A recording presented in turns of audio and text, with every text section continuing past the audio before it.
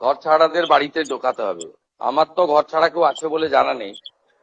যদি যদি যদি যদি যদি কেউ ঘর ছাড়া থাকে, আপনি আপনি মাননীয় ডিজিপির কাছে তালিকা দেবেন, কিন্তু শর্ত একটাই, ওই ব্যক্তির বিরুদ্ধে 2021 সালে নির্বাচন পরবর্তী সন্ত্রাসের যে 12,500 এফআইআর হয়েছিল, তার কোনো অভিযোগ নেই। একদম পরিষ্কার শর্ত, যার জন্য জাস্টিস মঞ্জুরা চেল্লুর নেতৃত্বে কলকাতা হাইকোর্ট যে কমিটি করে দিয়েছিল, সিট তৈরি হয়েছিল, ভবানী ভবনে টেম্পোরারি অফিস হয়েছিল। আপনি তালিকা দেবেন, তার মধ্যে যদি সম্মানীয় রাজনৈতিক ব্যক্তিত্ব থাকে যাদের বিরুদ্ধে 2021-এর পোস্টপোল ভায়োলেন্সের অভিযোগ নেই, তাকে সসম্মানে এলাকার বিজেপির বিধায়ক এবং এসপি গিয়ে বাড়িতে ঢুকিয়ে দিয়ে আসবে। আর যদি 2021-এর পোস্টপোল ভায়োলেন্সের অভিযোগ থাকে, তাকে সরাসরি জেলে যেতে হবে।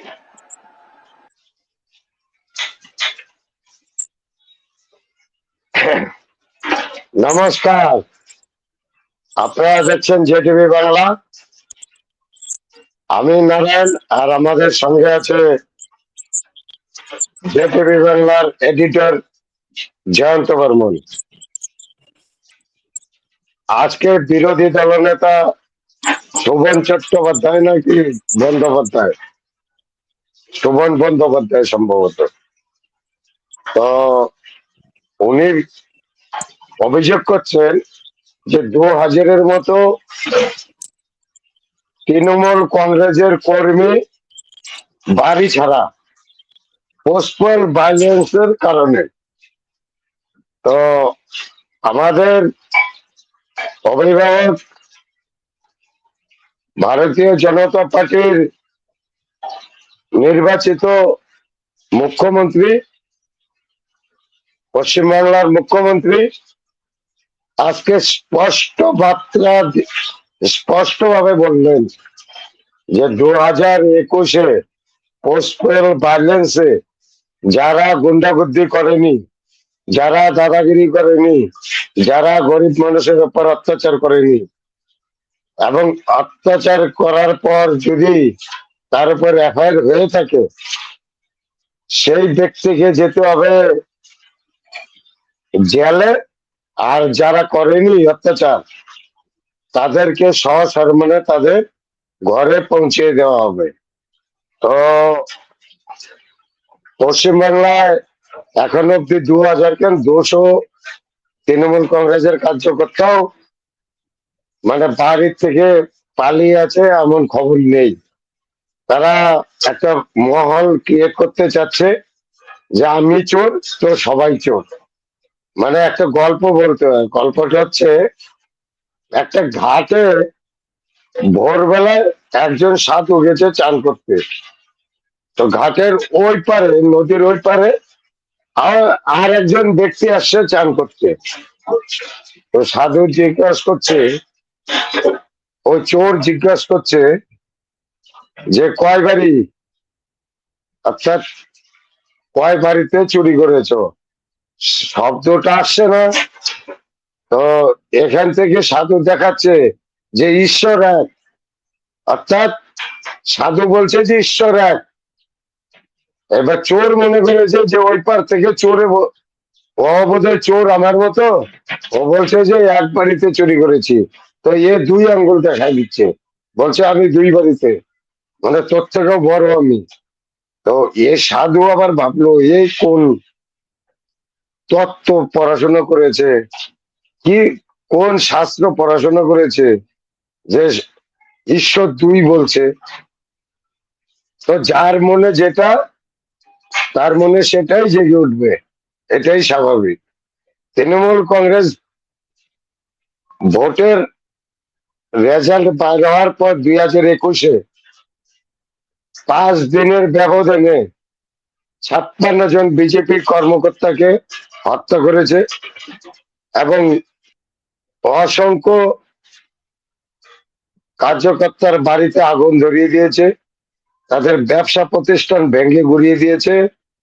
কয়েক লক্ষ বিজেপি কার্যকর্তা আসাম, বিহার, ঝাড়খণ্ড আর উড়িষ্যাতে শেল্টার নিতে হয়েছে। তো এরা ভাবছে বিজেপিও তাই করবে, বা বিজেপি কেও এই একই তকমা লাগিয়ে দিচ্ছে। এই 2026-এ তৃণমূল একদম এই ব্যাপক হারে হারার পিছনে 2021 একটা বড় কারণ। আমি ইলেকশনের আগে 202টা 3টা সিট পাবে পেটিশন লাগাতে পেরেছিলাম 2021-কে কেন্দ্র করে। কারণ 2021-এর পরে আমি দেখেছি যে কিছু সংখ্যক বিজেপি কার্যকর্তার উপর আঘাত আসায় যারা তৃণমূল কংগ্রেস করত তারাও ক্ষিপ্ত হয়ে গিয়েছিল তৃণমূলের উপরে, কিন্তু প্রকাশ করার শক্তি ছিল না। সেই সমস্ত তৃণমূল কংগ্রেস কিন্তু এবার বিজেপিতে ভোট দিতে বাধ্য হয়েছে, কারণ জানে আমার কাকাতো ভাই হোক, আমার গ্রামের দাদা হোক, গ্রামের ভাই হোক, ও বাড়ি ছাড়া হবে, ওর উপর লীগের অত্যাচার চলবে, এটাও হতে পারে না।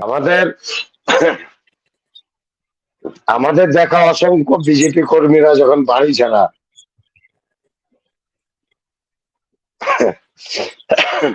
অসংখ্য বিজেপি কর্মীরা যখন বাড়ি ছাড়া অন্য রাজ্যে শেল্টার নিতে হয়েছে, তখন মাননীয় মুখ্যমন্ত্রী কি করছিল? মাননীয় মুখ্যমন্ত্রী বলছিল যে আমার হাতে কোনো ক্ষমতা নেই, ক্ষমতা হচ্ছে নির্বাচন কমিশনারের হাতে। তারপর নির্বাচন কমিশনারের হাত থেকে ক্ষমতা এলো মাননীয়ার হাতে, তারপরেও এই সমস্যার কোনো সমাধান করতে পারলো না। তারপর এই 2026-এর নির্বাচনের আগে আগে অসংখ্য বিজেপি কর্মী বাড়িতে ফিরতে হয়েছে। লোকসভায় বাড়ি ফিরতে পারেনি ঠিক মতো, অনেকে ফিরেছে, অনেকে ফিরতে পারেনি। আর 2021-এ সম্পূর্ণভাবে বাড়িতে ফিরেছে।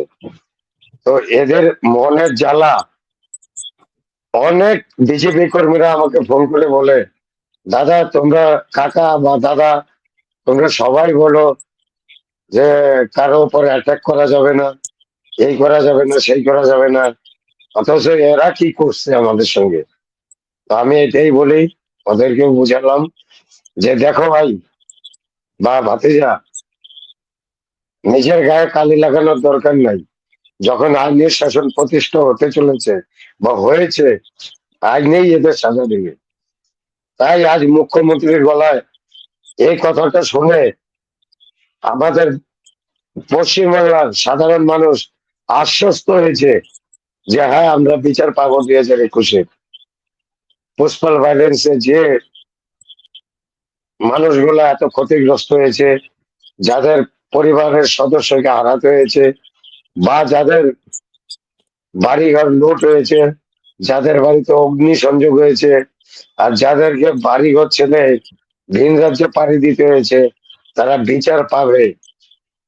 এই যে মাননীয় মুখ্যমন্ত্রীরা একটা আশ্বস্ত করেছে, এতে পশ্চিমবাংলার সবাই ভীষণ ভীষণ খুশি। এবং আমরাও আমাদের ভাই বা ভাতিজাদের বুঝিয়ে রাখতে মানে অনেকটাই সহযোগিতা হয়েছে। ভাই ভাতিজাদের বুঝিয়ে রাখছি যে আইনের শাসন আসছে, আইনেই তোমাদের উপর যে অত্যাচার হয়েছে তার বিচার তোমরা পাবে। যাই হোক, আমাদের চ্যানেল ভালো লাগলে অবশ্যই সাবস্ক্রাইব করবেন এবং আমাদের সাপোর্ট করে একটু সহযোগিতা করবেন। নমস্কার।